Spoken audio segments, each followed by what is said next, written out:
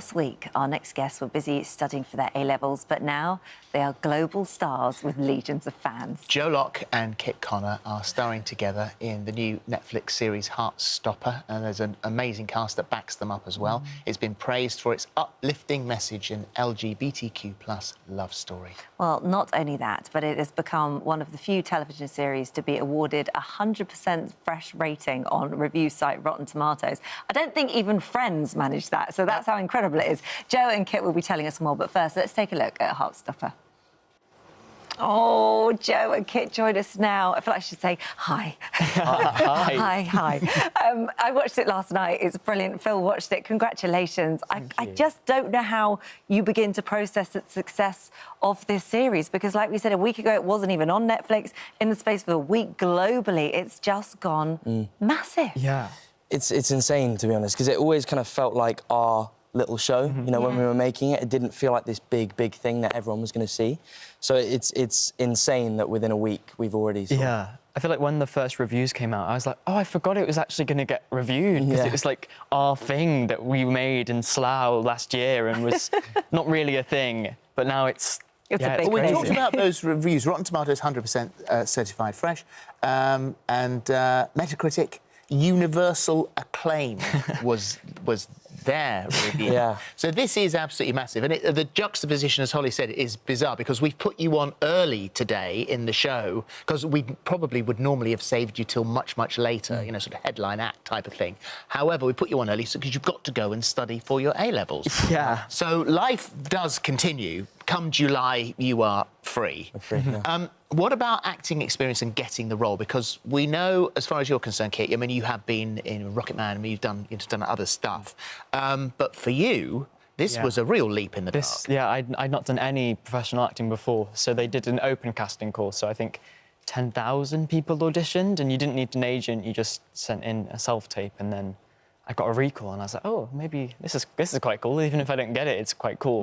And then I got another recall, and I was like, oh, what if this actually happens? Like, and then I ended up getting the part, and it was just like all my dreams. How loud was the yell? It was quite loud. I was on my own in my house, though, because I'm from the Isle of Man, and it was during COVID last year, so I had to fly to London for an audition, then fly home and isolate on my own for 2 weeks in my house. Oh, my gosh. So I was just on my own, and my agent phoned me and was like, you got the job. And, yeah, it was just me and my dog in the house, so I screamed very loudly. Thank God that was worth it, then, wasn't it? So, for anybody that hasn't seen it, just explain a little bit about who you play and a bit of the storyline. Don't give too much away, though. Yeah. I mean, it's basically a story. It's like a queer teen love story, essentially, about two boys, one who's openly gay and then one who's sort of seemingly straight, the sort of stereotypical rugby boy. popular boy. And then they become friends, and then it sort of slowly progresses, and then they sort of what happens next. What happens next? Don't give anything away. The brilliance of it is because it comes from the Alice Oseman graphic novel, and so it's really clever because those subtle moments in any very early relationship are coloured here with very clever. Your fingers just touch, and there's a little bit of lightning drawn in, and then there's the butterflies that actually sometimes follow someone out of a room, and that's really clever. Yeah, I think it's so great that we've been able to maintain the source material, and that Alice was so involved during the making, and it was completely her project. It's her story, and so I think the animation was a key part from the start of the making of the series, and I think it adds that level of just you can see what the characters are feeling by just I think I love the animations, and they're one of my favourite parts. And one of the reasons why it's been so praised, particularly by the LGBTQ+ community, is because it reflects the community in such a positive way through such a positive lens, which isn't done enough.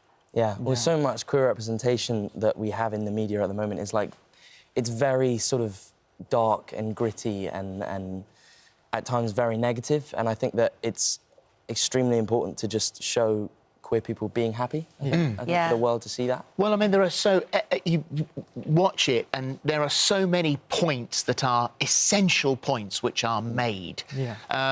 They're a very lucky new relationship because there are incredible friends.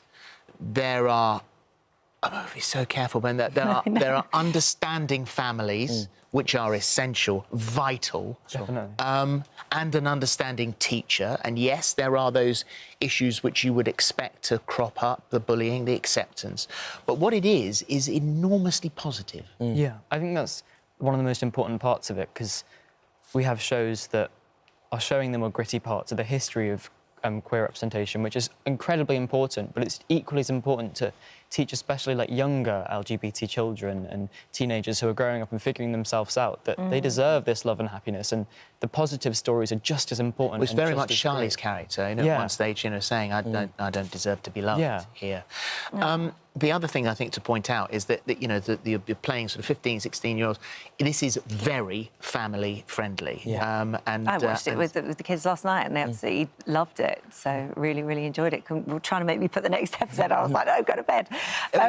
What's essential, and you watch it and think, this is a great conduit to have that conversation at home. It should be played in all schools.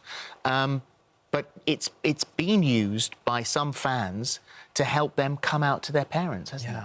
Yeah, I mean, there was a beautiful tweet that came out that from a Heartstopper fan days after the show came out, and it was basically talking about after showing their parents a scene, like quite an important scene in the show, near the end of the show with my character, they essentially used that to come out to their parents, which I think is like one of the most, I mean, for me, that's the most gratifying moment in my career ever. Yeah. And for an 18-year-old to be able to have that kind of effect on anyone's life is like unbelievable. Yeah, it's so very special. But not only that, sort of older fans saying that they wish that there was programmes like this on TV when they were younger. I read a review that was talking about how they felt so joyous watching it, but also this sort of sense of melancholy because they didn't have this show when they were younger. They didn't have such a positive representation of them when they were younger, which I think is just sort of heartbreaking and heart-making at the same time. Yeah. Well, it's also a world, it's the world that you want it to be. You want every reaction, and yes, there are bullying issues that are tackled in this, but you sort of want that friendship group, you want that acceptance in every school, in every life, and there's no question that this is the perfect view, that not everybody who has these internal issues is going to get such a positive reaction. Yeah.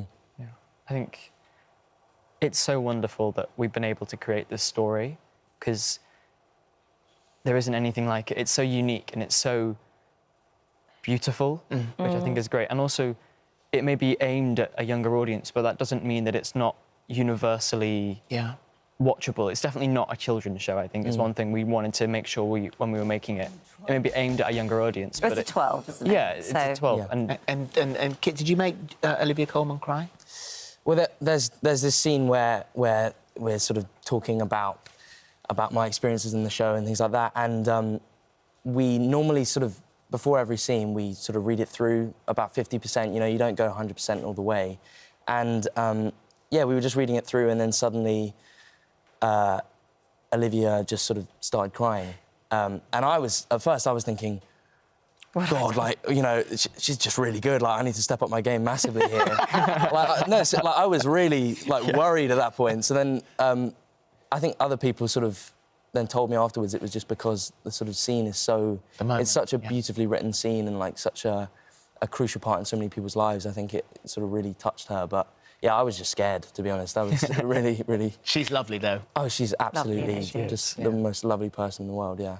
I'm so excited for both of you and the kind of career you both got in front of you and all of this. Thank you for what was a brilliant series. So Good luck with your exam. Thank you. Yeah, we'll need it. I'm going to need it, yeah. I mean, it's mad, actually. You are sitting on the edge of this whole thing exploding. You haven't got any other interviews today because you've got your exams coming up and you're studying.